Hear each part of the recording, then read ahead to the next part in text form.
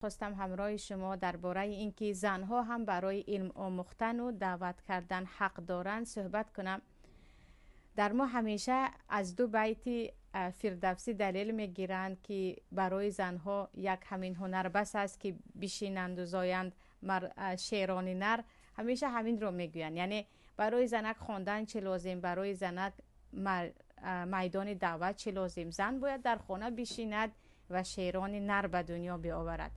ولی همگان شاهد هستیم که زنهایی که سواد ندارند، زنهایی که از همه جهت محدود هستند و از آنها فقط از دست و از پایشان به کارهای خانه استفاده میبرند و از عقل آنها، از مغز آنها استفاده نمی شود، شیر نر به دنیا نمی آورند.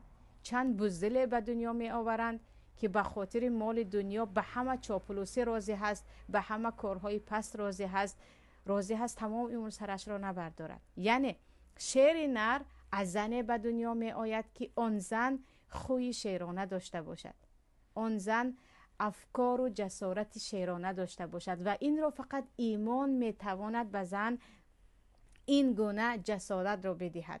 و ایمان هم که به علم نمی شود، ایمان هم که به علم نمی شود. تا زمانی که شما الله را نشناختید، تا زمانی که شما بزرگی الله را با علم نشناختید، کتاب الله را با معنیش ندانستید، شما ایمانتان قوی نمی شود. برای همین بیایید این بیت را یا این مصرع را به یکدیگر دلیل نآوریم که برای زن فقط خانه نشستن و تولد کردن کفایه است. او تولد میکند، اما چی تولد میکند؟